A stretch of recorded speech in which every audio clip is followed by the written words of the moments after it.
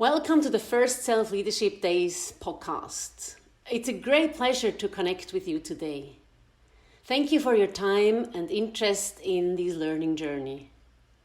We would also like to thank our community for submitting questions that we will be happy to address today.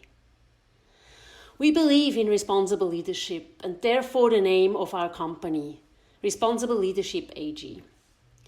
Our core product is a conference series called Self-Leadership Days. The seed for this initiative was planted 4 years ago. Our core team consists of 3 equal partners, Simon Berger, Rajesh Ramani, and me, Isabelle Nüssli. The first conference on the topic Holistic Success was staged in November 19 in Switzerland. The second conference on the topic Emotional Resilience was planned for March 20 and got postponed to October. Well, the outbreak of COVID-19 has turned the world upside down. We are currently going through a period of enormous health, economic and social crisis that we never dreamt of experiencing or even witnessing in our life. As we speak, about 3 billion people around the world are asked to stay home. Everything is put to the test. So we decided to launch a podcast series to discuss topics that have become more critical than ever, such as self-leadership and emotional resilience. Before COVID-19, the magnitude of change boosted by globalization had never been experienced before. At the same time, only 10 to 15% of employees were considered engaged, and 50% of employees have left their job at least once to get away from their bosses. So the lack of engagement results in poor quality, lost opportunities, and yes, sometimes even failure of an entire organization.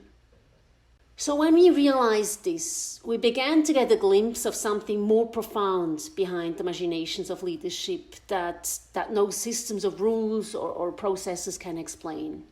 And that something is the human element. Interestingly, while the business world is constructed as a rational system, its practical functions are full of irrational behavior.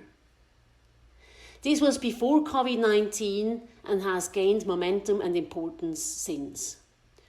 So, what must global leaders and decision makers of the next generation do to keep leadership responsible, both economically and emotionally? How do we develop tomorrow's leaders so that they can grow successful and responsible businesses that overcome today's fast emerging challenges? Anyone can become a leader, but it starts with self-leadership. This thoughtful approach to human interaction is critical. We will hear more about what it means and how it can be honed in a minute. But before, we are delighted to have Rajesh Ramani with us today. Rajesh is a life transformation mentor and teacher. We will be discussing the topic self-leadership and emotional resilience. Rajesh, welcome. Thank you, Isabelle. It is a pleasure to launch our first podcast with Self-Leadership Days. Self-Leadership Days, as the word says, contains the term self-leadership. Self-leadership as a central topic. At first glance, this appears to be a new concept in the business world, but actually, it's not. But one step at a time. Let's first talk about the definition. Rajesh, what is self-leadership? Self-leadership, Isabelle, is the ability to know, understand ourselves, and from that understanding, build and manage our potentials, knowing our emotions, our beliefs, our behaviors, and our responses to life situations. When we know ourselves, and when we take responsibility for our actions and our beliefs and our views and emotions, we are able to respond effectively and sensibly to the challenges that we face in life. See, in the business world, there's always been a focus on the external. That means resolving problems, finding solutions, managing people. But the education around business is also being focused so much more on understanding the know-how, the technology, the people management, finance, etc. What self-leadership brings is to know and understand the person who is using all these tools. So to give you a metaphor, it is like when you're wearing a specs or a glasses and then you look the whole world through your glasses. If the glasses are dirty or smudged, then the whole view in front of us is smudged. That is why self-leadership is important. To pay attention to our glasses and to know how to clean it, change it, and transform it. So to realize how we respond and perceive the world and how this perception actually affects in the way we understand the world and the way we respond to the world is self-awareness.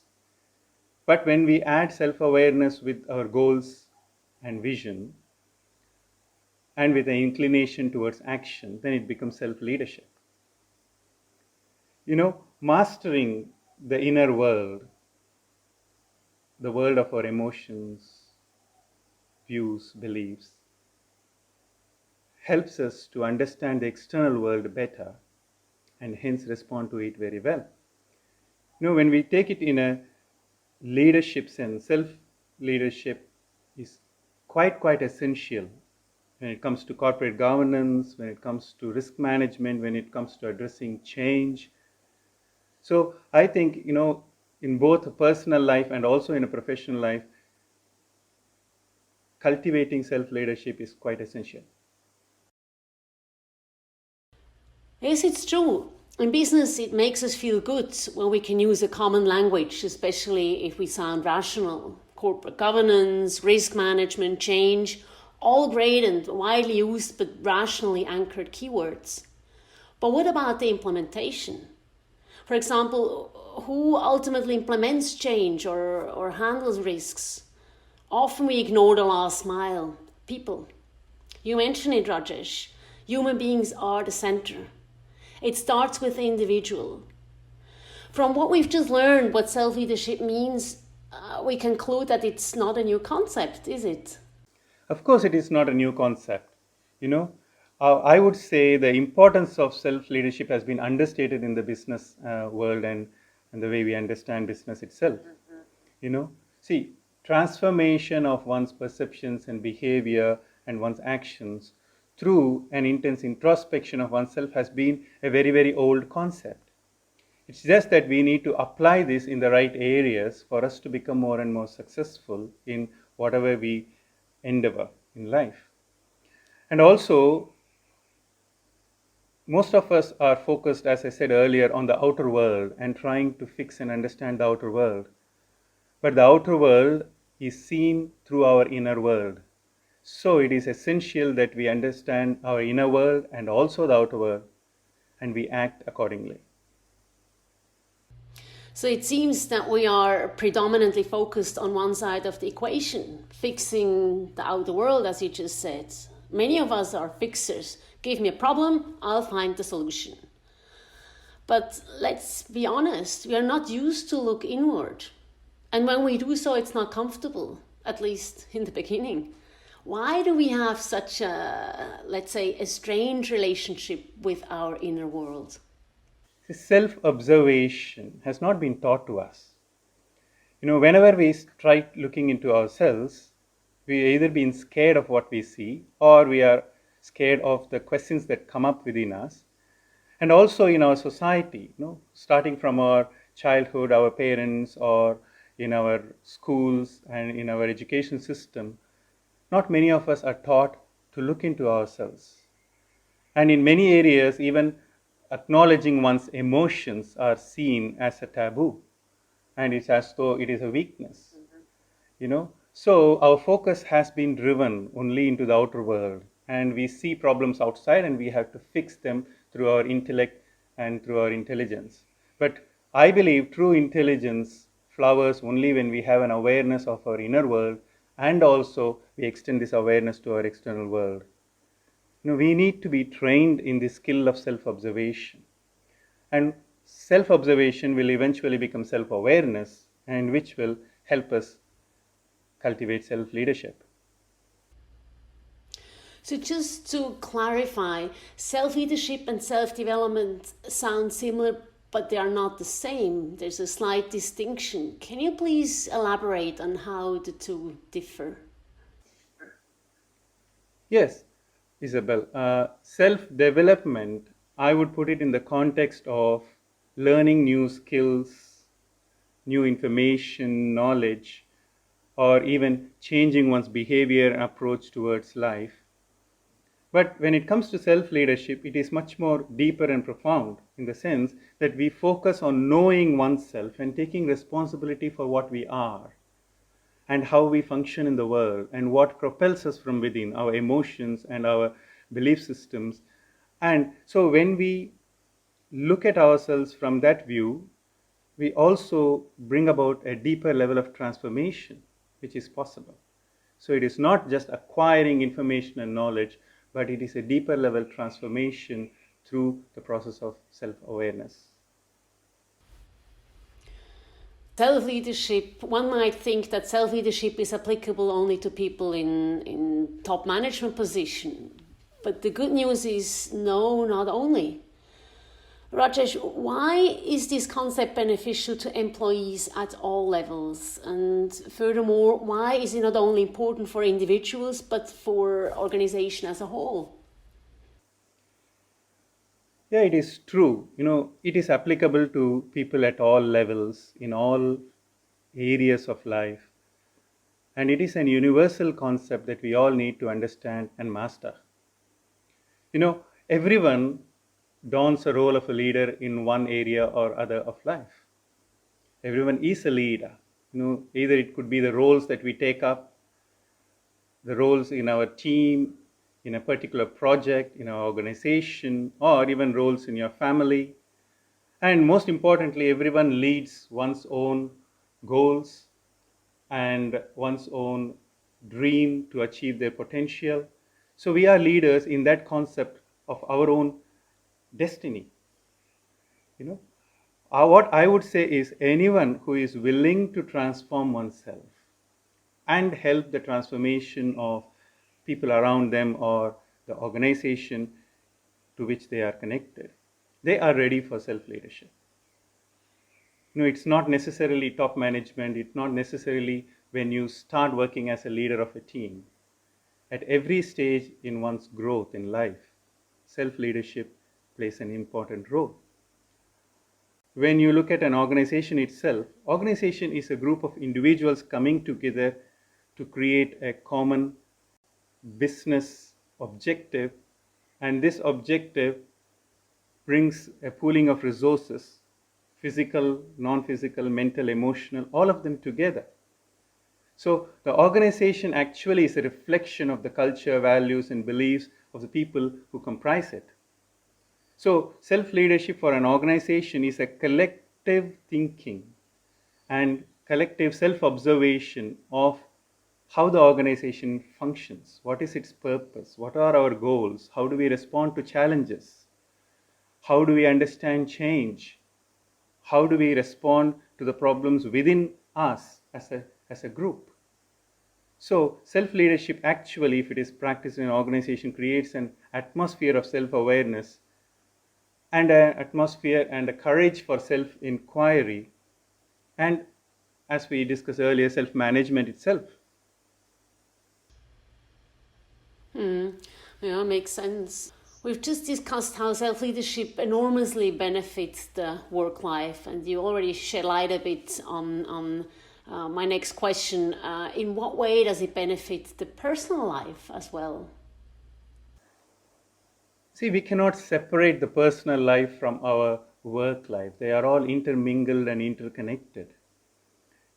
So the individual's levels of fulfillment, happiness, and then the quality of our mental and emotional life is important for our performance at the work level. So, and this quality of life improves when we really focus on what are our needs and expectations in our personal life as well. When we speak our personal life, it is in connection with our relationships, the relationships that we create, that form, we being at the core of it. And we identify ourselves only as relationships with somebody or something. When we focus on fulfilling these needs and expectations, our needs and also the needs of people around us, this determines a sense of purpose, brings happiness, and then necessarily improves the quality of our life. And it will reflect in the way we pursue our goals towards success. Yes, who wouldn't want to have a high level of mental and emotional quality in one's life, right?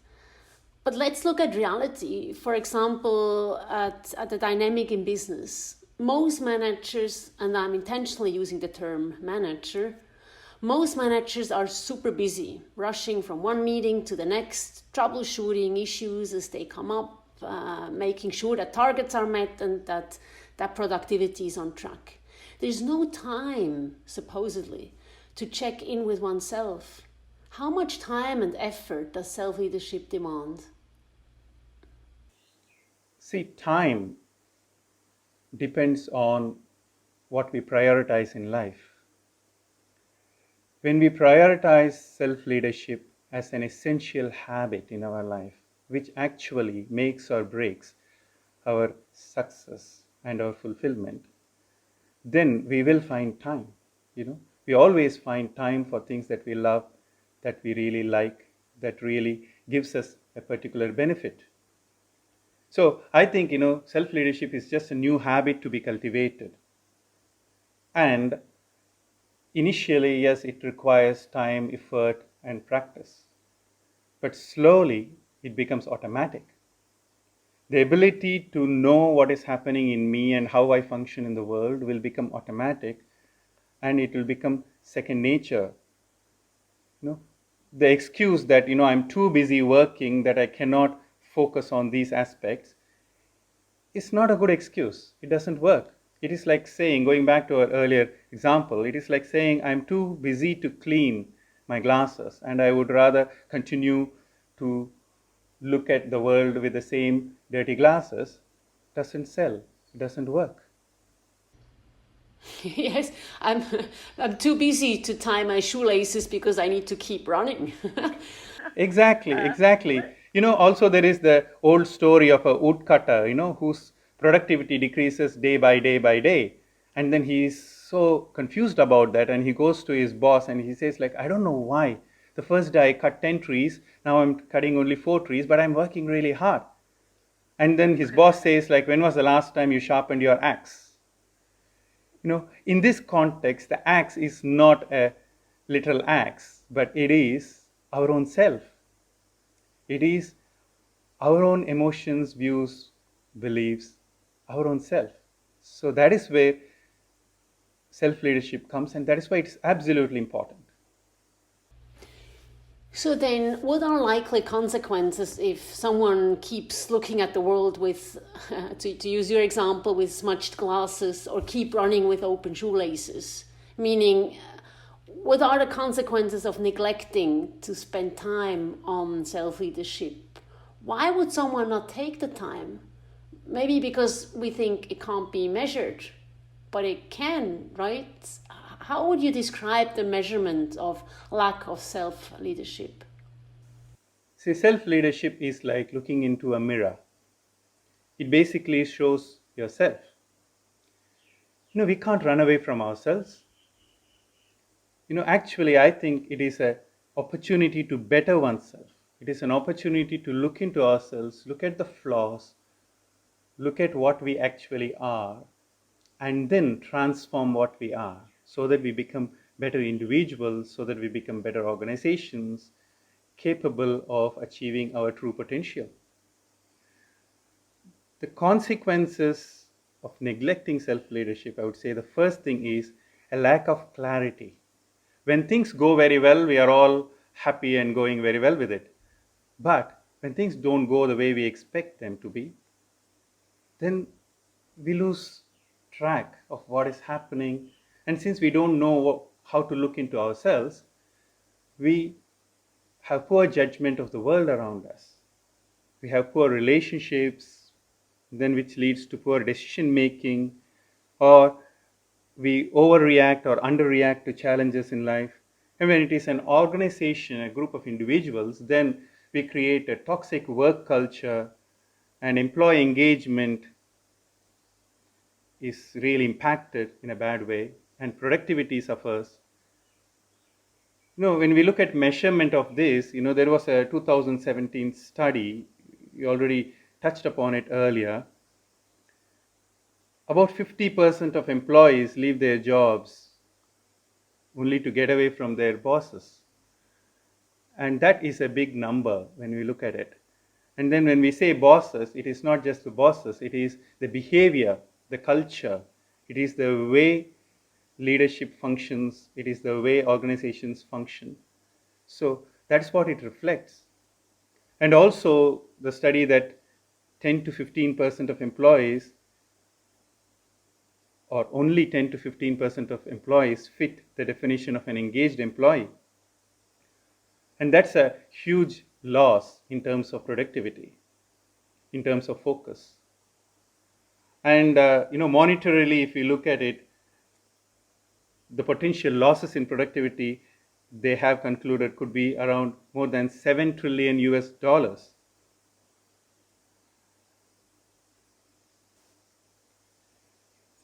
I think all of this is connected to leadership issues due to a lack of self-awareness and self-leadership in addressing emotions, behaviors, and our manner of functioning with each other. Yeah, this statistic is alarming. And even if the percentage of engagement was, let's say, 30%, it just wouldn't be enough. Learning about and overcoming leadership issues, such as the ones you just mentioned, starts with self-leadership. But let's dive a bit deeper and talk about the key component of self-leadership, emotional resilience. The upcoming Self-Leadership Days conference in October puts a focus on building emotional resilience.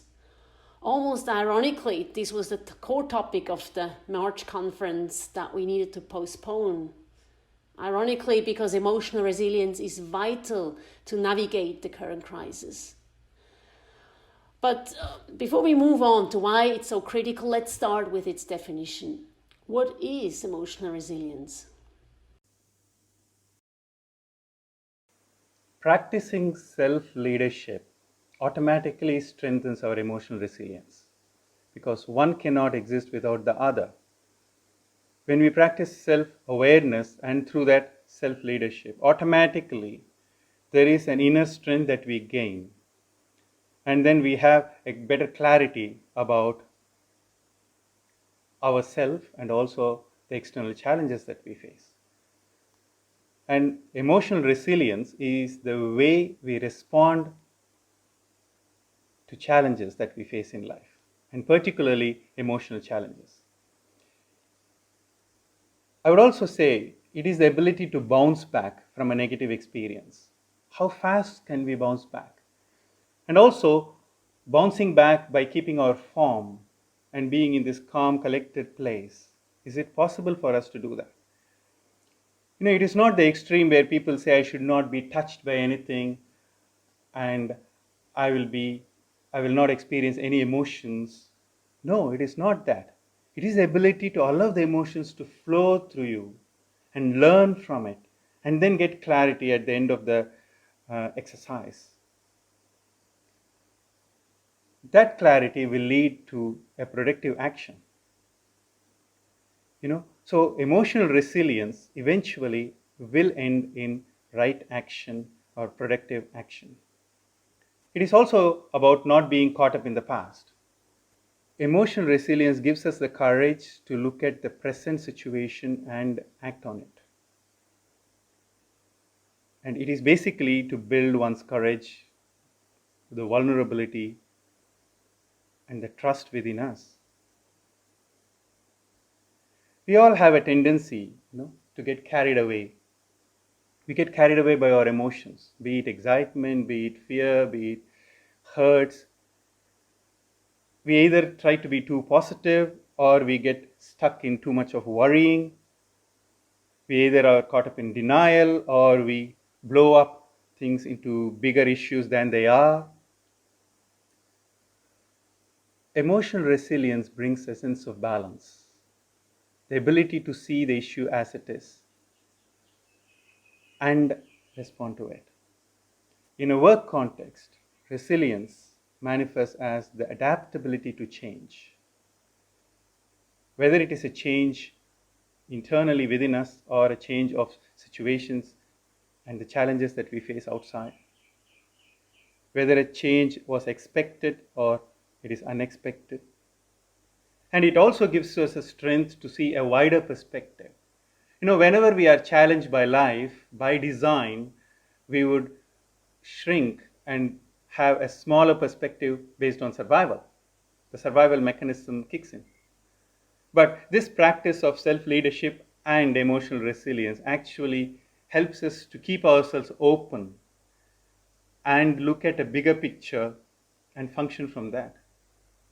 In an interpersonal relationship context, it also helps us not only to address everything from a logical perspective, but also combine an emotional perspective. So then our solutions become more rounded and more appropriate to the existing situation.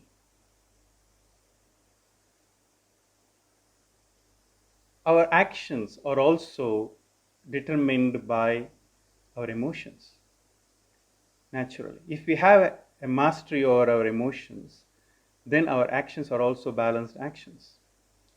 Then we will not move into either of the extremes.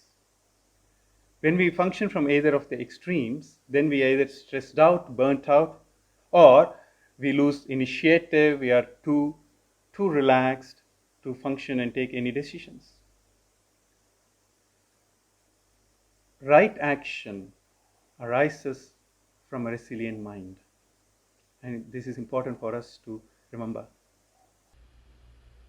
Yeah, absolutely. Has always been important, and today and tomorrow even more than ever. So you just mentioned the numerous benefits of emotional resilience, Rajesh. In turn, there's no doubt that the costs of lack of emotional resilience are high. Let us sit with this for a moment. Please fill our audience in on why it is costly to turn a blind eye on developing emotional resilience. When there is no emotional resilience, we are too brittle. Our responses come from a superficial place. Then we either get stuck in action when action is needed. We get frozen. When change is needed, we will not be able to change quickly. Or we may get stuck in the opposite, which is hasty decisions and actions, trying to change everything at the same time and being impulsive around it. Both of these are manifestations of a lack of mental and emotional resilience. The next thing is a lack of choices. Since we are unaware of our emotions, we repeat our responses. We do the same thing for every challenge that we face, and we expect, as we say, a different outcome. And slowly over a period of time, as we repeat ourselves, we forget new choices. We cannot think out of the box because we don't have any emotional freedom to do that. A balanced, unhurried reflection, understanding, and action will be absent if we do not practice emotional resilience.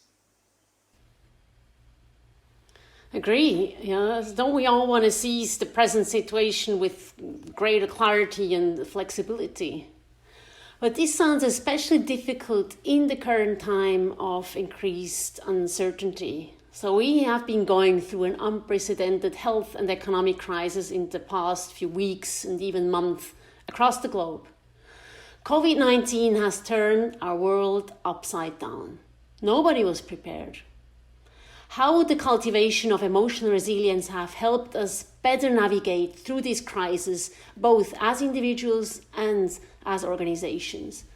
And why is it not too late to start practicing, like start building muscles? True, true. If we had practiced emotional resilience and self-leadership, we could have weathered this storm much better. It will help us in three important aspects. The first is the ability to let go. In times of crisis, the old rules and the old views do not apply anymore. So that means we should be agile enough in our mindset, agile enough in our emotional state to move past those old views, ideas, and look at the present denominators, to the present resources that we have in our hand, and how to find suitable actions. The second thing is mastering one's emotions.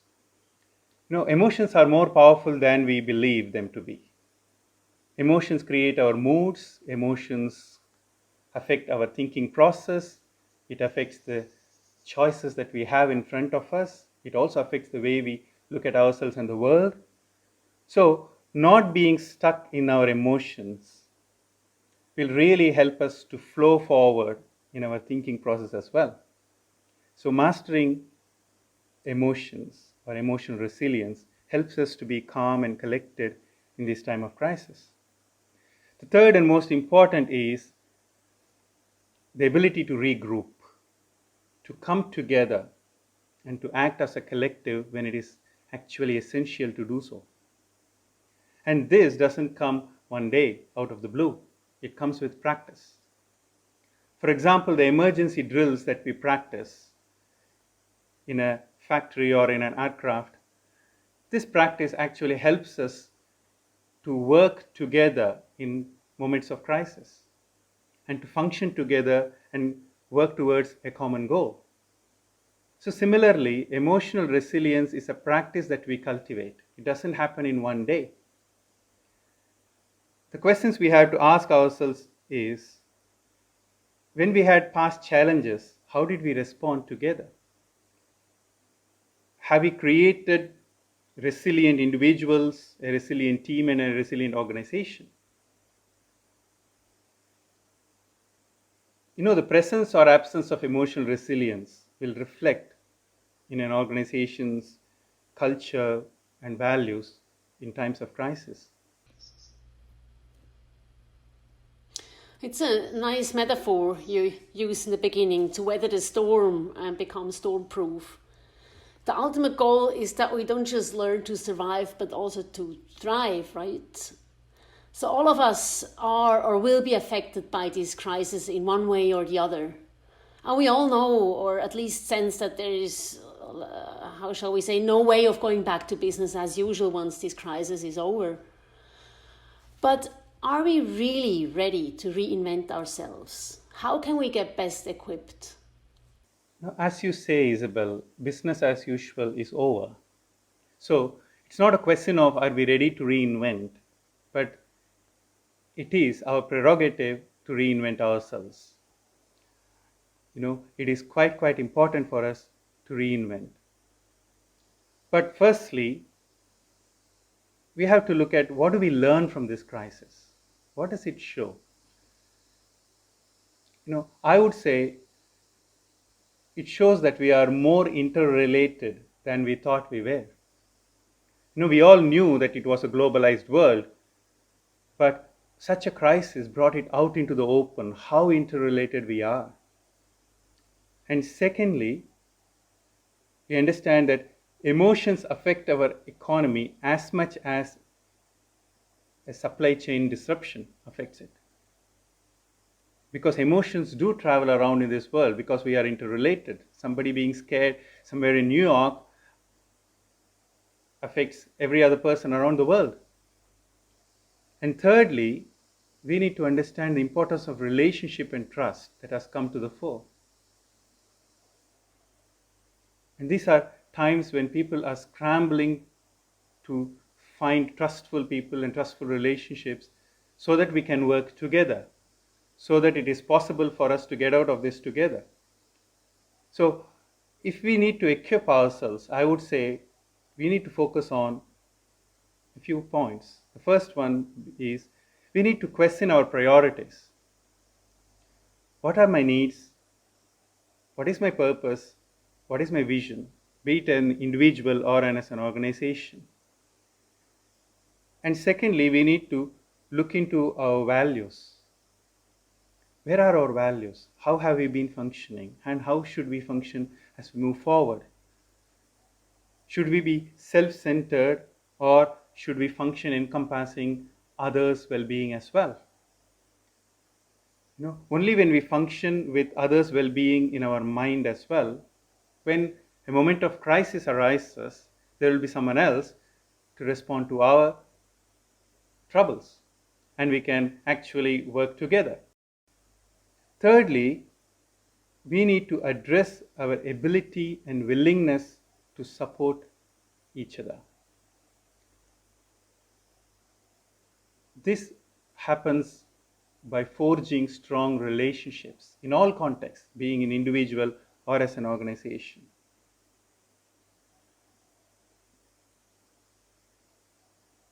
See, we live in a world of globalized economy, a globalized workforce, and even a globalized emotional response. We either survive together or we succumb together. So that is why, if we need to overcome these challenges, this present challenge, we need to get there together, and we need to get there in a responsible way. Yeah, which ties back to the question we raised initially: how do we best develop and equip the next generation leaders? Though this will require a somewhat slightly different skill set. But the current crisis can help foster such crucial skills. When we look at the shutdown of most countries that forces many people to stay home and work from home, we human beings are social animals, and so we're not used to spend so much time at home with ourselves, our partners, our families. How can self-leadership and emotional resilience help not just survive the quarantine, but teach important lessons for life, both professionally and personally? Yes, this is a crisis. And this is also an opportunity. Crisis and opportunity are two sides of the same coin. And this is the best opportunity for us to learn and move forward. See, learning doesn't mean just keeping ourselves busy or trying out new things. No, learning happens by being still and paying attention to what is happening outside, inside, and what is the response that is needed. So, this learning can happen only around a few parameters. So that's why the first one would be to build a structure and discipline around ourselves, around our work, around our time. This creates a sense of clarity and a sense of purpose. So when we have a structure and disciplined mind, then focus is automatic, then all unnecessary thoughts and emotions fall away, and we can function with clarity. Second one is to develop a healthy introspection. We should teach ourselves to look into ourselves, to observe ourselves. It need not be a formal meditation. It is just a few minutes to look at ourselves. What are my thoughts? What are my actions? Where do I arise from? Where am I journeying to? Just asking these fundamental questions and looking at ourselves. This way, this will help us to prioritize our needs, prioritize our actions, and focus on the immediate action that has to be taken. And that action could be to wait, or that action could be to act. And thirdly, we need to reconnect. We need to reconnect with people and relationships in our life. The outer world and the stability of the outer world as we know has been shattered, or at least it is shaky. Now, where do we find the strength and courage to fix that? And that strength and courage comes from our inner meaning, our purpose, our connections, particularly from people who care for us and people whom we care for.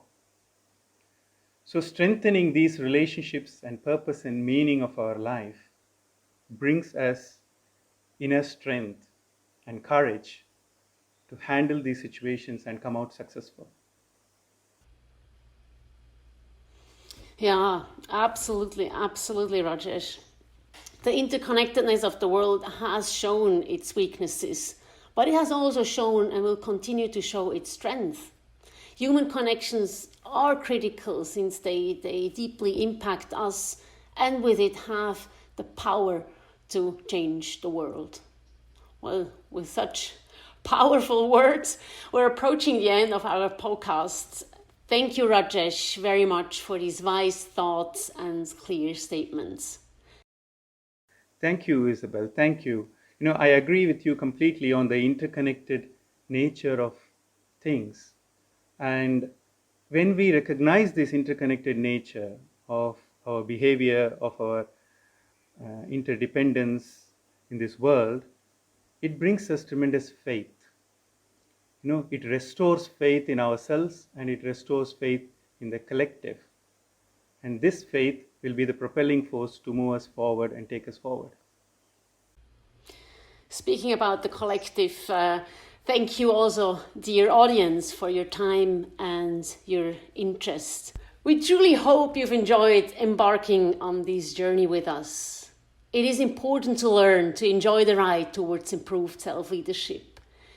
Nope, it's not always easy or comfortable, but what it yields in personal growth is much more significant than you can conceive of. Before we close, we would like to give you an outlook on the next Self-Leadership Days. The conference will take place on October 30th and 31st, 2020 in Zurich, and it will offer a deep dive into the topic we discussed today. Build emotional resilience, transform the power of emotions into powerful actions. It would be really wonderful to have you with us in October. You wonder what you will get out of it? You will, for example, acquire a wide range of leadership level tools that will help you succeed in your leadership roles. In the meantime, we offer coaching sessions for individuals and organizations.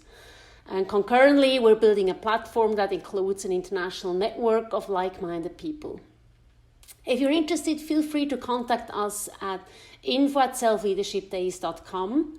But you can also find more information about the conference series, as well as information, publications, videos, etc.